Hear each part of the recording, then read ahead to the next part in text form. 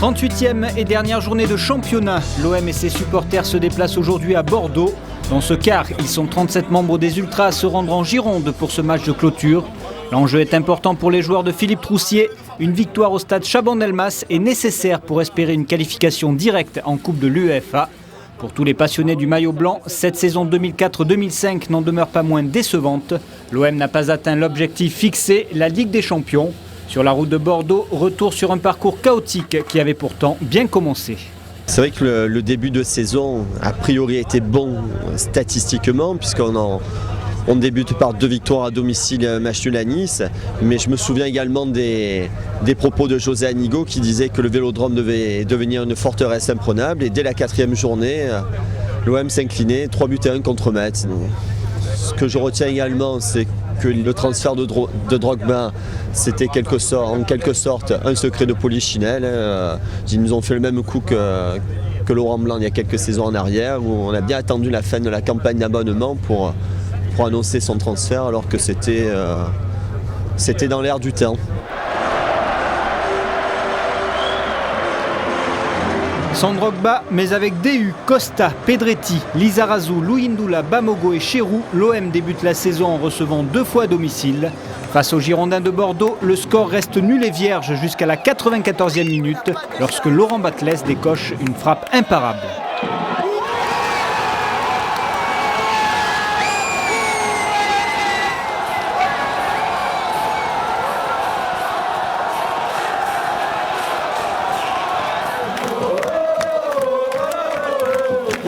Une semaine plus tard, c'est Lille qui s'incline 3-0 au Vélodrome. Réduit à 10 puis à 9 en fin de partie, les nordistes encaissent 2 buts aux 90e et 93e minutes, dont ce retourné signé Steve Marley. L'OM se place en tête du championnat. Belle victoire, une bonne heure de jeu. Et après un peu difficile après l'expulsion paradoxalement. Mais bon, le résultat est là, c'est encourageant pour la suite, à confirmer à Nice. Au stade du Ré, les Olympiens ouvrent le score juste après la pause sur une magnifique reprise de Pedretti. Les Aiglons égalisent sur pénalty à l'heure de jeu, mais les supporters croient en la victoire dans le temps additionnel lorsque Bey place une tête stoppée par Dolcy sur sa ligne de but.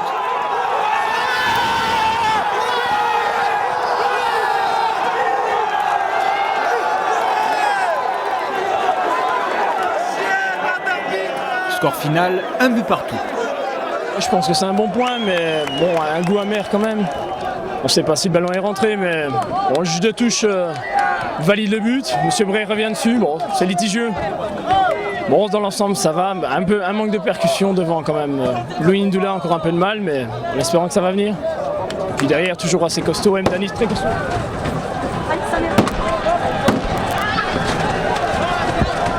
L'après-match est marqué par un incident étonnant. Les forces de l'ordre utilisent des flashballs pour calmer l'ardeur de certains supporters. Un procédé inhabituel, inapproprié et relativement choquant dans une enceinte sportive. Comme des chiens, ils nous ont tirés, comme des chiens. Le FC Metz de Jean Fernandez est le 3e adversaire de l'OM au Vélodrome. En cette fin du mois d'août, les Ultras Marseille célèbrent leur 20e anniversaire. Malheureusement pour eux, l'OM concède ce soir-là sa première défaite de la saison. Rapidement menés au score, les Olympiens parviennent à égaliser en milieu de première période par Louindoula.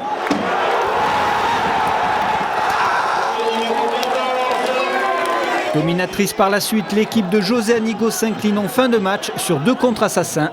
Metz l'emporte 3-1 et confirme son bon début de saison. Ça remet rien en cause. Je pense pas, franchement. Mais Metz, c'est une très belle équipe. Numéro 10, c'est excellent. Excellent. Il va falloir aller chercher des points à l'extérieur maintenant. Exactement, je pense. Contre les grosses équipes. Ce ne sera pas le cas 15 jours plus tard à Sochaux, alors que Fiorez a rejoint l'effectif olympien et occupe ce soir une place de titulaire. L'OM subit une 2e défaite consécutive beaucoup plus inquiétante. L'équipe de Guy Lacombe s'impose logiquement 2-0. Seul point positif de la soirée, une bonne prestation de Samir Nasri, entré en jeu à 20 minutes de la fin. Je ne vais pas dire que l'OM a été mauvais, mais ils n'ont pas été bons. Voilà, tout simplement. La défaite, je l'explique comment. On a perdu, on est sûrement tous dégoûtés, même si ça chante. On n'est pas content. Voilà, on va rentrer à la maison, bredouille.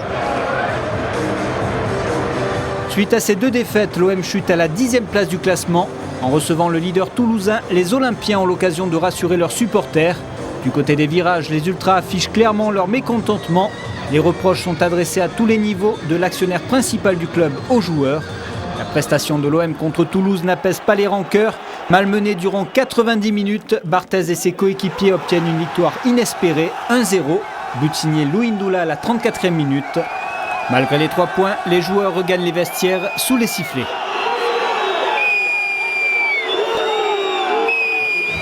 Ce soir, c'est Barthez qui prend les 3 points. Aucune construction, c'est quand même inquiétant. On va retenir les 3 points. Qu'est-ce qu'on va faire avec cette équipe? On va au championnat, mais on va finir 10e encore cette année, on va dire « Eh merde, on va recommencer l'année prochaine » et tous les ans on va dire ça pendant 10 ans. Et ça fait 10 ans que ça dure, ça fait 11 ans qu'on n'a rien gagné avant ça. 4 jours après à Rennes, l'OM montre un tout autre visage. Les Olympiens ont l'occasion d'ouvrir le score dès la 15e minute sur pénalty. Malheureusement, Marley échoue devant Isaacson. En seconde période, c'est finalement Fry qui donne la victoire à son équipe. Les supporters présents manifestent à nouveau leur déception, d'une manière parfois injuste pour José Anigo. Je comprends quand ça va pas. Je comprends, mais là aujourd'hui, qu'est-ce qu'on peut reprocher aux joueurs? J'entends mouiller le maillot, les joueurs ils ont été pieds au plancher jusqu'à la dernière minute. Donc c'est pas justifié. Ça devient n'importe quoi, ça devient... Donc je dis, aidez-nous, on a besoin de vous. Mais si c'est pour nous siffler gratos, quoi, c'est pas la peine, laissez tomber, quoi.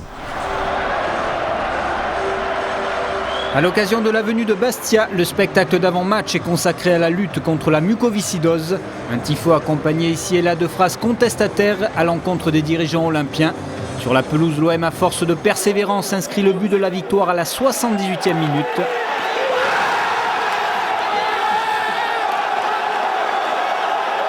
Une nouvelle frappe victorieuse de Batles, entrée en jeu un quart d'heure auparavant.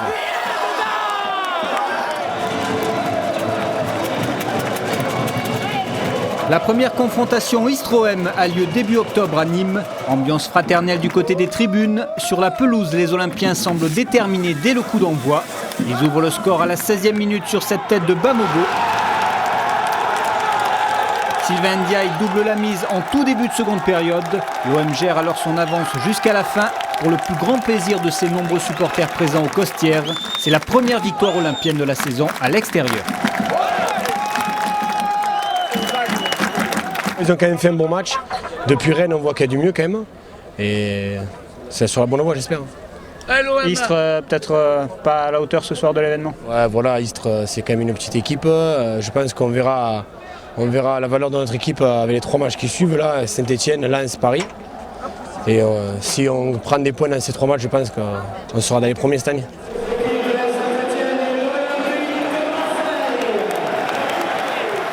Et les 3 rencontres suivantes se soldent par 3 résultats nuls. Pour le retour des Verts au Vélodrome, c'est Coquet qui arrache l'égalisation à la 96e minute.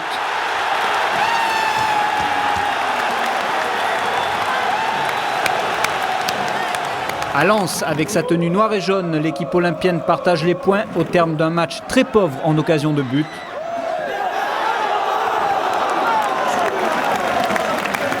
Enfin, contre Monaco, l'OM est encore tenu en échec. Coquet ouvre le score à la 20e minute. Calonne égalise à la 30e. Score final 1 partout, malgré une belle prestation marseillaise. Au niveau du jeu, on a vu une équipe qui a essayé de développer un peu du jeu sur le côté. On a loupé le coche en début de deuxième mi-temps. On a eu les 10 premières minutes, on aurait dû marquer, quoi. On a eu 3 ou 4 occasions franches. On a vu du jeu ce soir, ils se sont battus, voilà, c'est l'essentiel, quoi. C'est vrai qu'au niveau des points, des matchs nuls, ça fait 3-4 matchs nuls, on piétine un peu, quoi. Mais bon, l'essentiel c'est de se rassurer, quoi. On a accroché Monaco, c'est pas n'importe qui. C'est vrai, au niveau comptable, l'OM ne progresse pas vite, mais pointe à la 5e place à 7 longueurs du leader lyonnais.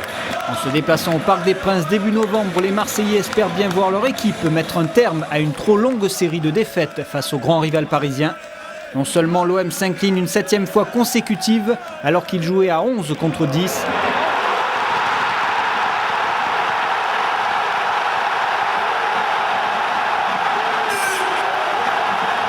Mais surtout, il est éliminé dès les 16e de finale de la Coupe de la Ligue, 3 jours plus tard à Marseille. 3-2 en faveur d'une équipe bis du PSG, alors que les Olympiens menaient 2-0. La coupe est pleine pour les supporters.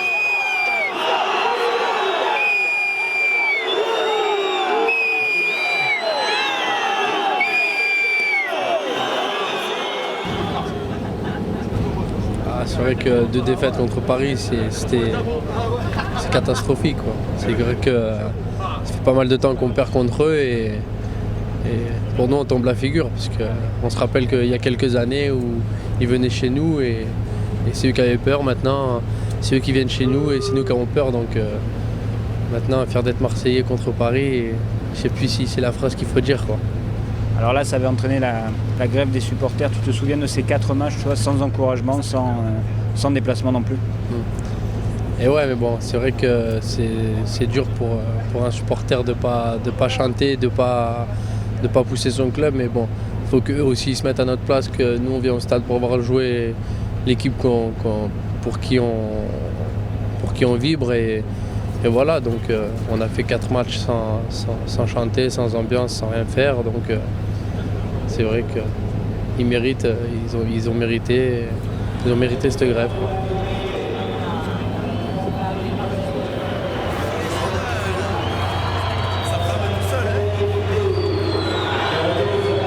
La décision d'une grève des encouragements est prise par l'ensemble des associations de supporters au soir de l'élimination en coupe contre Paris.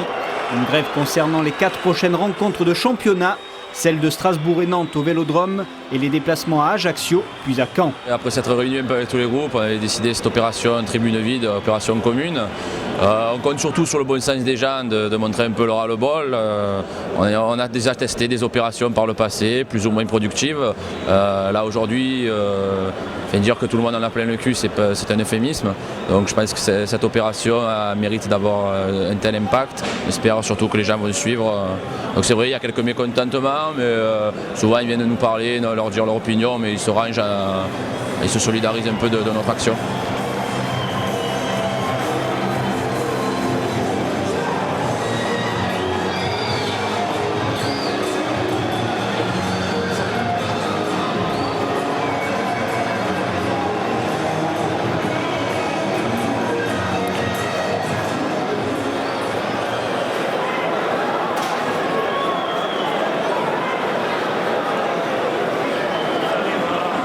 Cette attitude ne fait cependant pas l'unanimité dans toutes les tribunes. Elle donne une image insolite d'un soir de match au Vélodrome. Dans cette ambiance glaciale, l'OM frôle la déroute en première période avant de s'imposer 2-0 contre Strasbourg. Une victoire laborieuse, loin d'atténuer la rancœur des supporters.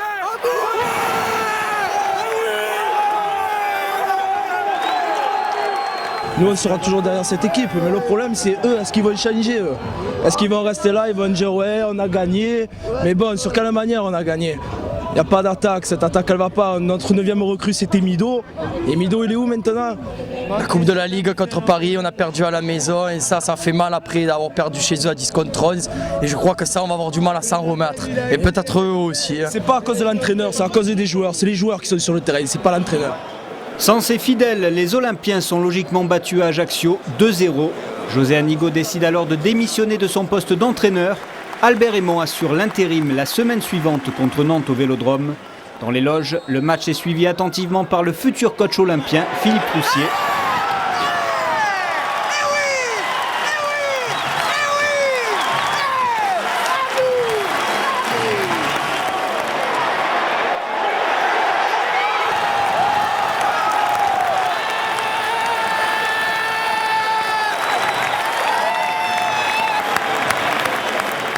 L'OM s'impose 3-1 dans un environnement toujours aussi tendu.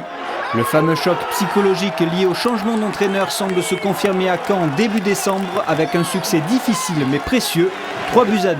L'ère Troussier démarre bien, l'OM est 3e du championnat. On y a cru pendant quelques matchs, c'est vrai, ouais. Avec un bon premier match à Caen, mais bon, tiré un peu par les cheveux la victoire, mais bon, on a quand même gagné. Après, ouais, il y a eu le bon match de Lyon, bon match nul là-bas. Mais c'est vrai qu'une bonne période du début de l'ère Troussier, on va dire. Est-ce qu'on a cru à ce moment-là, du côté des supporters, que ce changement d'entraîneur, ce changement de direction, ça avait été positif pour le club, pour la suite de la saison.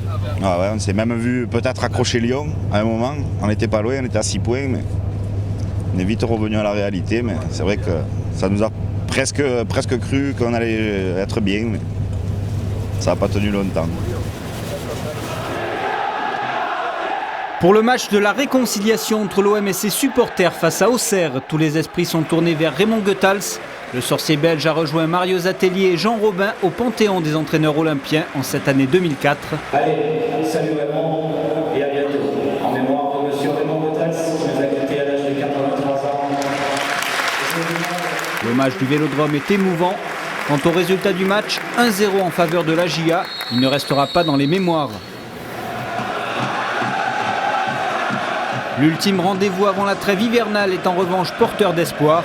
Les joueurs de Philippe Roussier partagent les points à Gerland contre l'OL, un but partout.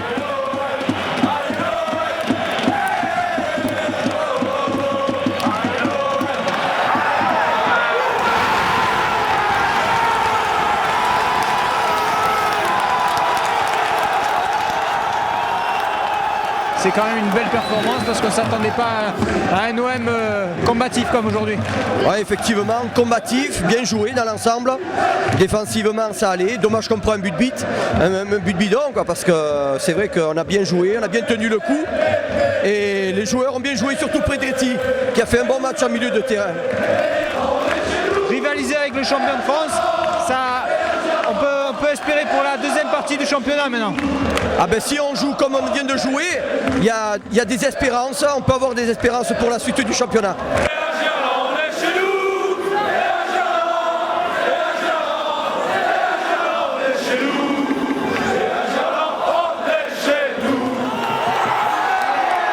L'année 2005 démarre mal avec une élimination en Coupe de France dès les 32e de finale.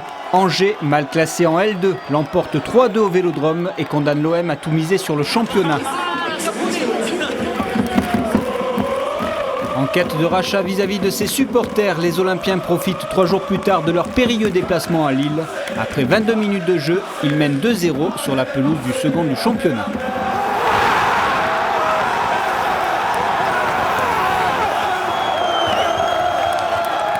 On était loin de le penser. La grosse surprise, c'est de les voir faire de la pression, ce qu'ils ne font pas habituellement. Et je pense, je vais dire quelque chose de méchant, que je pense qu'ils nous prennent vraiment pour des imbéciles par moment.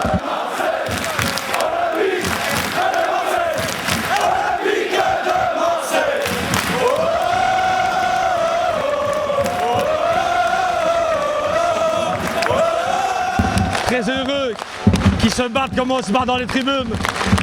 C'est fervent. Vive l'OM. Merci. Grosse ambiance dans la tribune là. Bien. C'est pour ça qu'on vient. On vient pour s'amuser. OM. OM.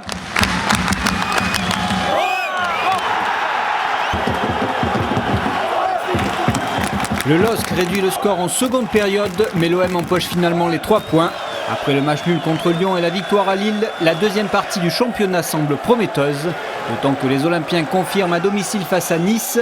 Ils s'imposent 2-0, but signé Louis Ndoula au 3e et 15e minute.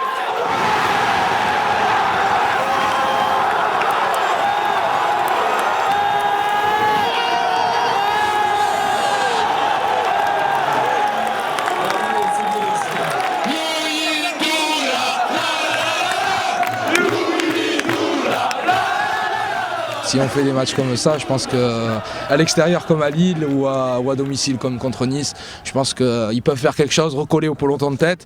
Lyon, je pense que c'est inaccessible parce que c'est quand même une bonne écurie et ça tourne bien. Mais dans l'ensemble, non. Si on continue à tuer et jouer comme ça, je pense qu'on peut finir dans les places européennes.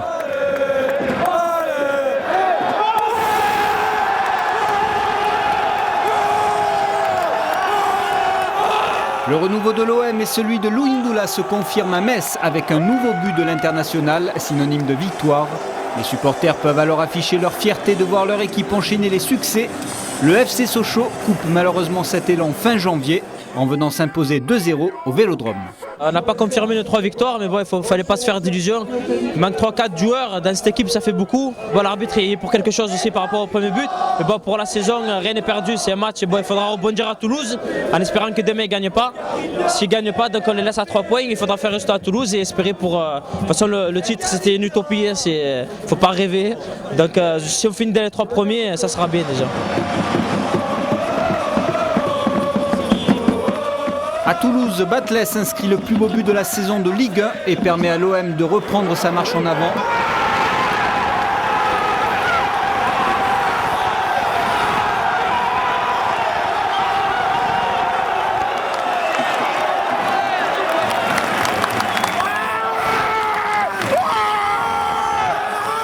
Marley puis Louis Ndoula sur la victoire olympienne, 3-1 au Stadium.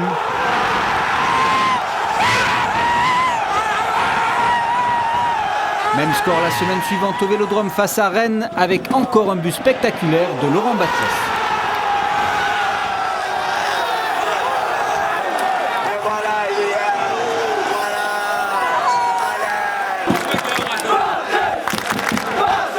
C'était une belle victoire. Et à mon avis, depuis que Troussier est arrivé, il y a eu un gros changement dans l'équipe. Et je pense qu'on devrait finir dans les 2 premiers. Il va y avoir un resserrement dans quelques temps sur la tête du championnat, je pense. Donc ce soir, il y a encore eu des résultats intéressants pour les Olympiens sur les autres stades. Exactement, il y a eu des résultats très intéressants. Bon, milieu, ils sont, à mon avis, on les rattrapera jamais. Mais il devrait y avoir un gros resserrement, je pense. Pour leur unique déplacement de la saison par la voie des airs, les inconditionnels de l'OM assistent à la 4e victoire consécutive à l'extérieur de leur équipe en championnat. 1-0 face à Bastia.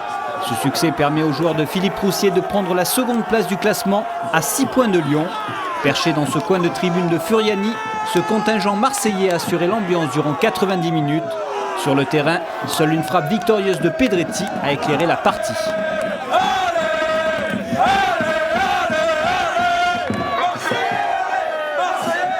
Ouais, c'est vrai que c'était un peu laborieux comme partie, mais on est une équipe efficace, on va pas se plaindre. C'est peut-être pas très spectaculaire, mais on a tellement souvent déchanté après s'être enflammé comme bon méditerranéen qu'on est, que là on va rester calme. Pour le prochain match contre Triste, c'est vrai que ça devrait aller, mais on ne sait jamais. Après il y a une échéance qui nous tient à cœur, nous à Saint-Etienne, on espère qu'ils vont manger un peu la faune du match aller. Après les points, je pense que comme il dit les Troussiers, il faut prendre les matchs un par un, les victoires s'enchaînent, tant mieux. Il ne faut pas se prendre la tête avec des objectifs démesurés pour mettre la pression inutilement. À 12 journées de la fin, l'OM est cependant idéalement placé pour atteindre son objectif.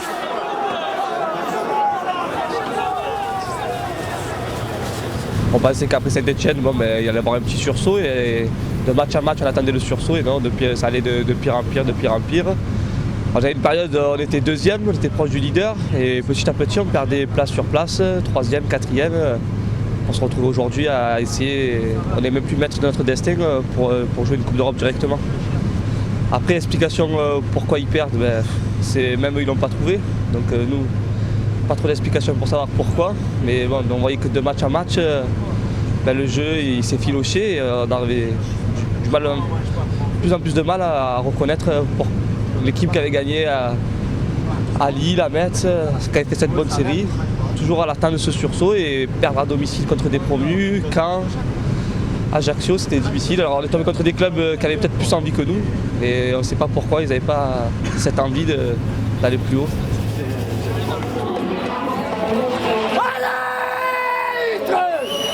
Moi, toute ma famille, on aime l'OM. On a tous des écharpes à la maison de l'OM, on suit tous les matchs. Et le cœur est partagé.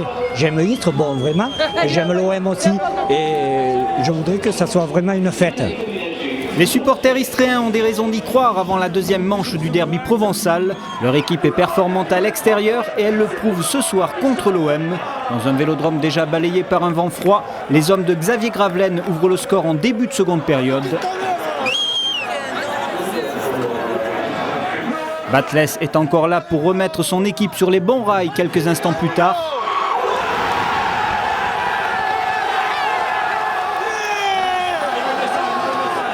Mais le score n'évoluera plus et l'OM perd 2 points précieux et quelques illusions.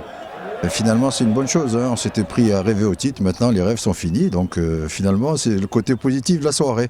C'est pas avec cette équipe qu'on va aller chercher une place en Ligue des Champions. Et on est retombé dans l'OM qu'on avait connu il y a quelques mois. Et on ne sait pas pourquoi. Et du coup, plus rien. Moi, au bout de 2 minutes, je me suis dit, mais ils vont quand même penser à jouer au foot. Et jusqu'à la fin, ça a été ça. Début mars, le froid et la neige persistent sur la France et tout particulièrement sur Saint-Étienne. À quelques secondes du coup d'envoi, c'est une véritable tempête qui s'abat sur Geoffroy Guichard, au point que chacun se demande si le match doit avoir lieu. L'arbitre, M. Garibian, décide que oui. Les Verts infligent à l'OM sa 8e défaite de la saison, 2-0, dans des conditions certes difficiles. Difficile pour les deux équipes, mais Saint-Étienne était plus réaliste, elle a eu peu d'occasions, elle les a mis au fond, c'est tout. Nous, on n'a pas su, s'adapter au jeu des Stéphanois. On a joué 2 promus, on ne les a pas battus. Les premiers ont perdu des points, on n'a pas su en profiter. C'est vrai qu'il faut s'accrocher à la 2e place parce que la première elle est inaccessible.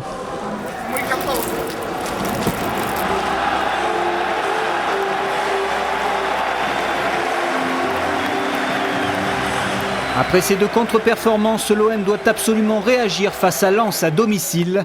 Ça commence plutôt mal car c'est le Racing qui ouvre le score en première mi-temps.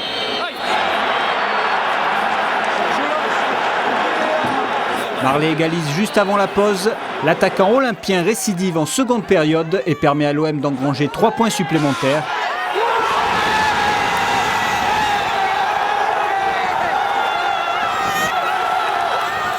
Les Marseillais consolident leur 2e place au classement avec 3 points d'avance sur Lille, 5 sur Monaco.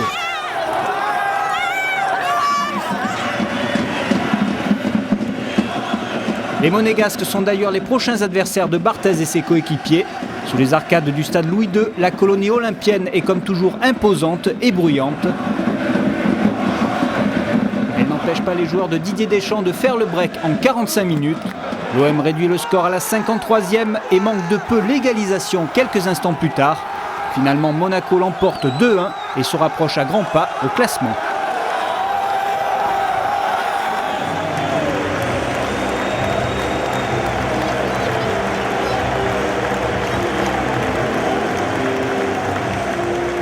La venue du PSG au Vélodrome constitue la grande affiche de la saison pour de nombreux abonnés. Outre les 8 défaites consécutives face à Paris, l'OM doit à tout prix récolter un maximum de points pour défendre une seconde place de plus en plus menacée. Après une première mi-temps sans but, c'est Nakata qui trompe malheureusement Barthez à la 46e minute. Sueur froide pour les supporters durant de longues minutes. Le sauveur se nomme une nouvelle fois Batless à un quart d'heure de la fin. Il trompe Letizy d'une frappe croisée et stoppe la série de victoires parisiennes.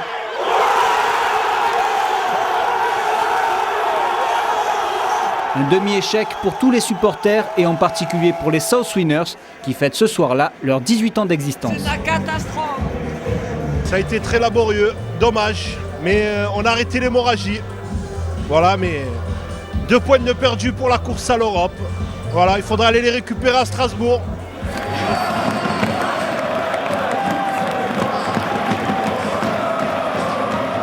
À Strasbourg, la zone visiteur est encore archi-comble pour soutenir l'OM. Les 2 équipes se neutralisent durant 90 minutes.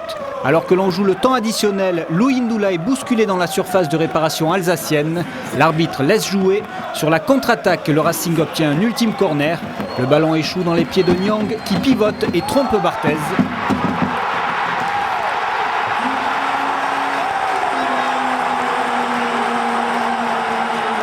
L'OM rentre encore une fois bredouille de son déplacement.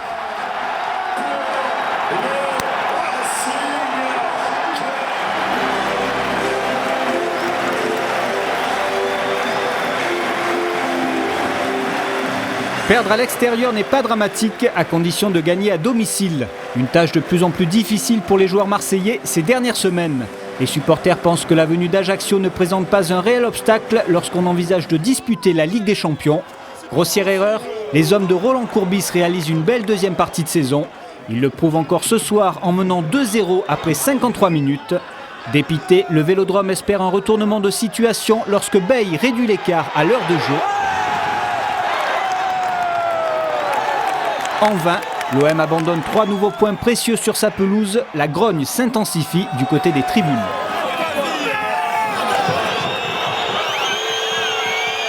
Moi je vais voir un petit peu Istres également. Franchement ils sont 20e au classement, mais on se régale plus à les voir jouer eux à domicile avec leurs petits moyens que de voir une équipe comme Marseille qui se traîne à domicile comme ça, qui fait vraiment peine à voir quoi. Voilà, c'est tout quoi.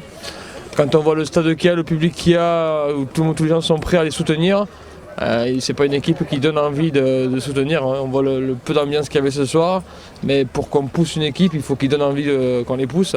Et là, c'est pas le cas en ce moment. Hein. Voilà. Des actions inadmissibles, personne ne prend sa chance, personne ne tente. Je pense que c'est pas un vrai visage, c'est pas un OM, c'est une équipe de milieu de tableau. Faut arrêter, il faut vraiment qu'ils se rendent compte qu'ils sont à l'OM et qu'ils ne sont pas à Roquefort-la-Bédoule. Il faut qu'ils jouent au ballon, je trouve.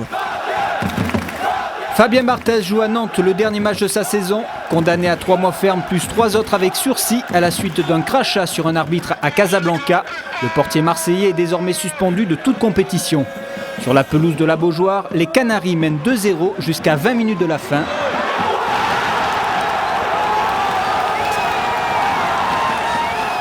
Pedretti redonne alors l'espoir en frappant de 25 mètres, puis c'est Coquet qui parvient à égaliser à la 83e.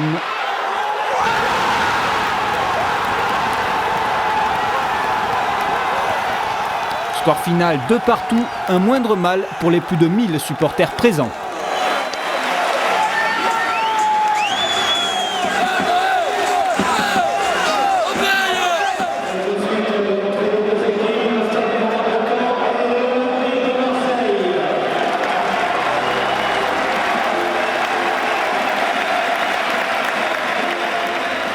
Quant aux 50 000 fidèles du Vélodrome, leur fin de saison prend des allures de chemin de croix. L'OM n'a plus gagné ici depuis près de 2 mois lorsque se présente le Stade Malherbe de Caen. Soutenus par leurs supporters, les Olympiens multiplient les occasions de but. Mais ce sont les Normands qui font la course en tête au tableau d'affichage. Batles remet une première fois les équipes à égalité à la 39e minute.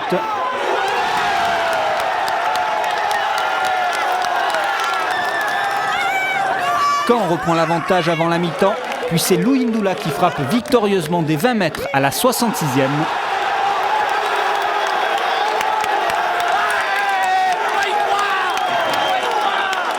Les Canets auront malheureusement le dernier mot, Vattier portant le coup de grâce durant le temps additionnel.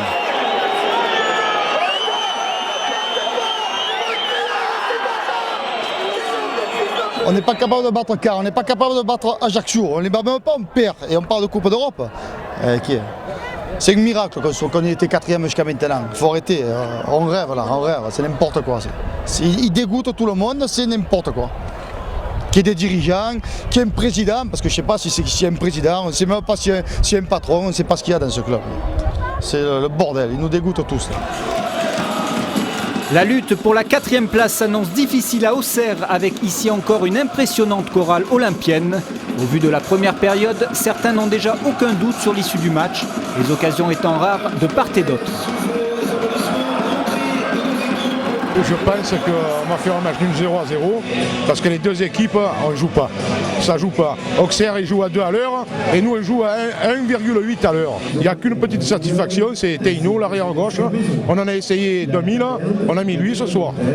Et je trouve qu'il joue bien. Voilà, c'est tout. Après le reste, je pense qu'il faudrait que tous les 11 joueurs ils fassent comme Pedretti, ils y aillent eux aussi dans les tribunes et qu'ils voient comment ça se passe sur le terrain.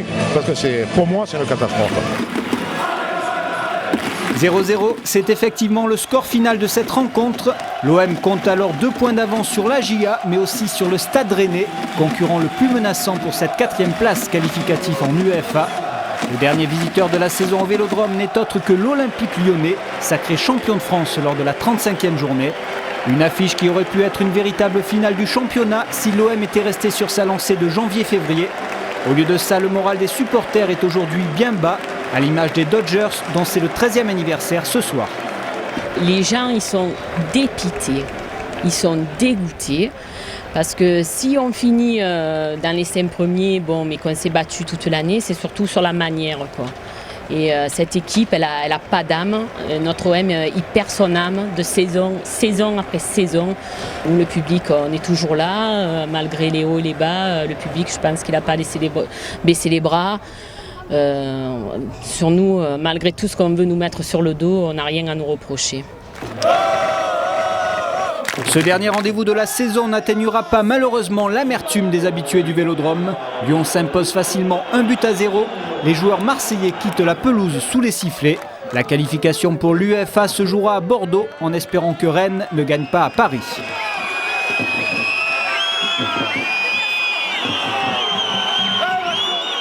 Il ne fallait pas s'attendre à des miracles ce soir contre une équipe qui a un bon niveau européen et qui nous a surclassés dans tous les niveaux du jeu. Et bon, en fait, je pense qu'on a plus de regrets à voir sur des matchs contre Caen ou Ajaccio où vraiment on a perdu des points contre des plus faibles en fait au classement.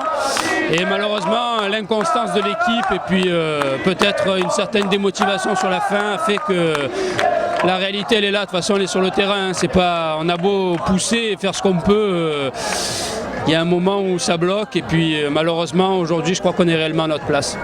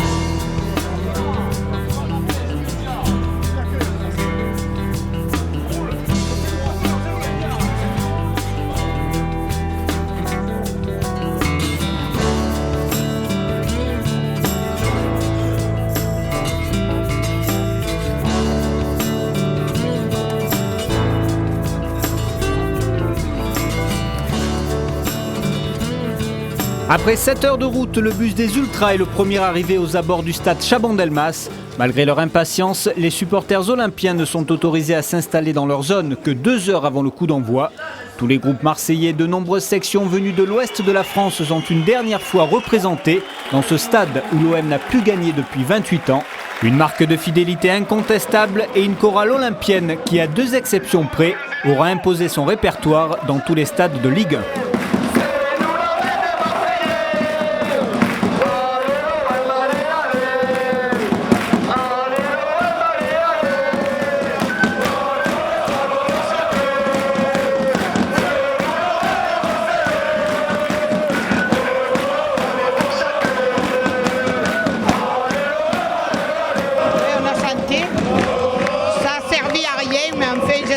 On repartira d'un bon pied.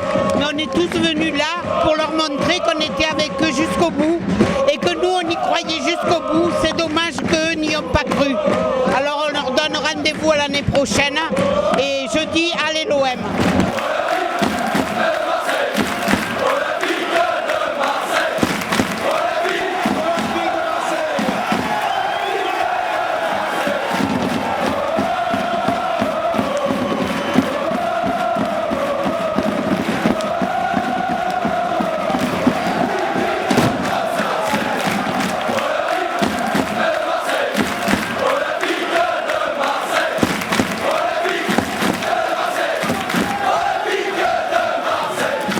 Les supporters s'en donnent à cœur joie dans ce stade visiblement crispé par l'enjeu de la rencontre. En cas de défaite, les Girondins sont en effet sous la menace d'une rétrogradation en Ligue 2. Les coéquipiers de Meriem sont toutefois les premiers à tenter leur chance. Darcheville, à la 13e minute, sollicite Gavanon. Le portier marseillais s'interpose, soulagement dans la tribune olympienne.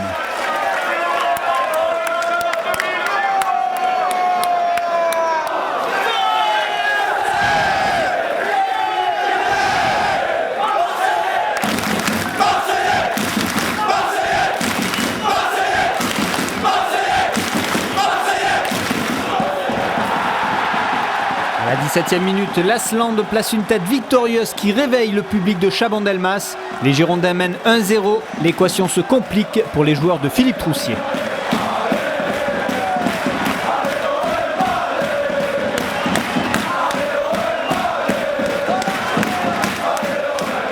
faut attendre une vingtaine de minutes pour voir enfin l'OM inquiéter Ulrich Ramé.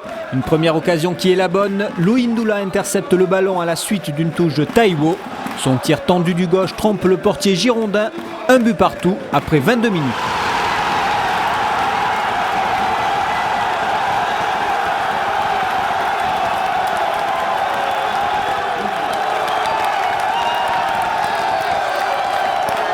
À peine remis de cette égalisation, la tribune marseillaise exulte à nouveau 5 minutes plus tard lorsque Fiorez reprend de voler un centre de Taiwo.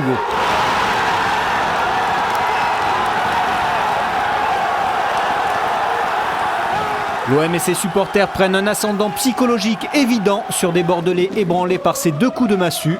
Le stade Chabandelmas retient à présent son souffle.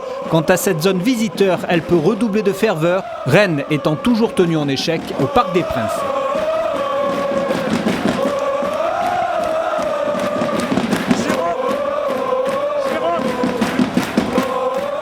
Les deux équipes regagnent les vestiaires sur ce score de 2-1 en faveur de l'OM. Un avantage sur la pelouse, mais aussi du côté des tribunes.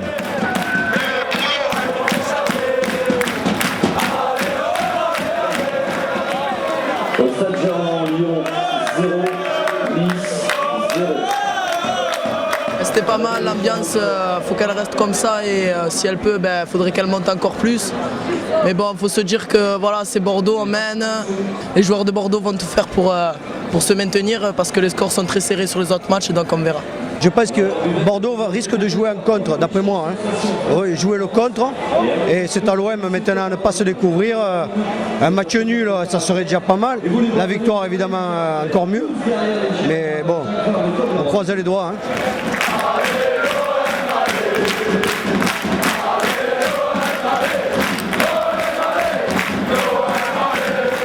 Alors que le match a repris depuis quelques minutes, Chamac remplace Darcheville. Le jeune Girondin ne tarde pas à signaler sa présence sur ce centre de Francia. Sa reprise de la tête passe juste à côté.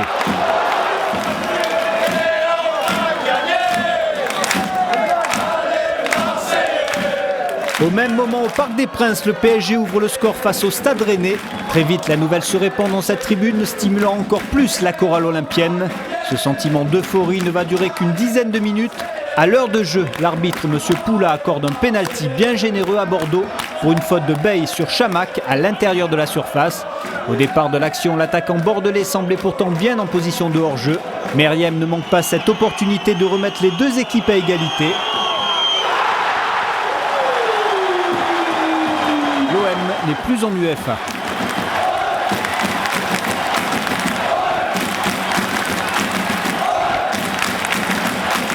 Loin de se contenter de cette égalisation, les Girondins accentuent la pression sur les buts de Gavanon.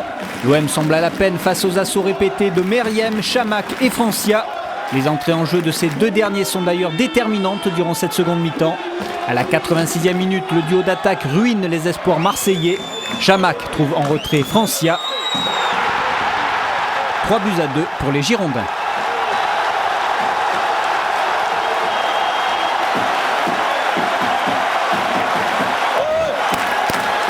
La saison ne se termine pourtant pas par une 14e défaite. Sur l'une des rares incursions olympiennes, Coquet est accroché dans la surface bordelaise.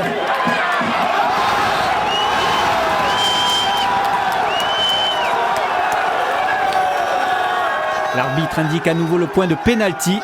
Louis Ndoula se charge de transformer la sentence.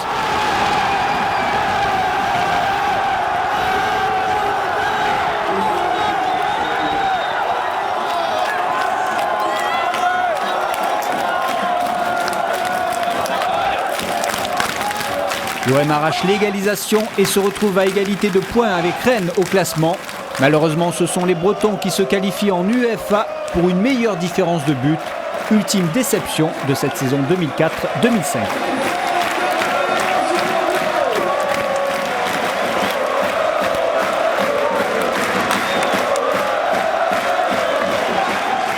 On ne peut rien reprocher aux joueurs aujourd'hui, ils n'ont rien lâché sur le terrain. Maintenant que ça se joue au goal à virage, le plus important ce soir c'est qu'ils se sont battus. Maintenant on ne joue pas l'Europe, on va essayer de jouer les terres totaux et on verra bien ce que ça donne et allez l'OM à l'année prochaine. L'OM a fait un très bon match. Ils ont un peu paniqué pendant un quart d'heure, 20 minutes. Le pénalty n'y était pas, à mon sens.